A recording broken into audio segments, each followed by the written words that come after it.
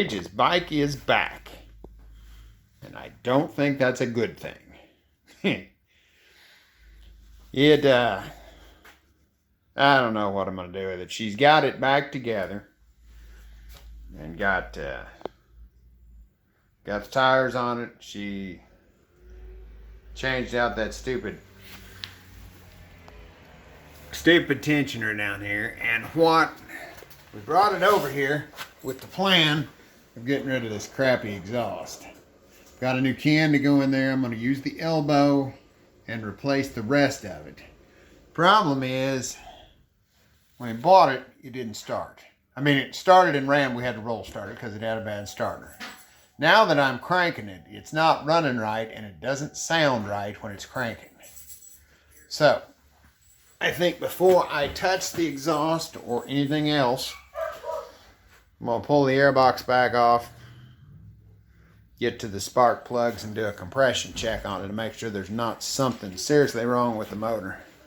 Which I hope not, but hey, we'll find out. Oh, I made a little progress on the beast. Had to go in and work on the spark plug wires a little bit. They were having issues. I think that's why it crapped out earlier, because now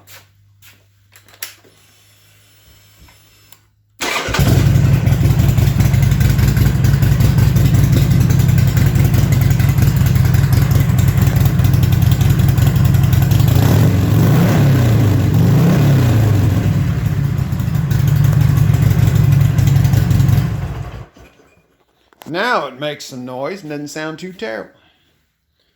So, I did check the compression just to make sure everything was good. 150 PSI almost on the nose on both cylinders. So the motor is strong. So, now, tomorrow, fix the exhaust. As soon as that's done, I will do some tuning on it. Since the exhaust is different, it's got a check engine light. I checked to see what that is. I assume it's because the muffler servo is not hooked up. So I'll shut all that crap off. I'll probably download the fuel maps out of my bike, since the exhaust will be almost the same, and see how it runs like that, and then fine tune it from there.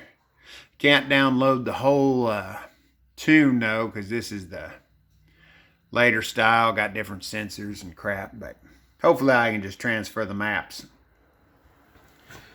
So, I'll get some more work done on it tomorrow.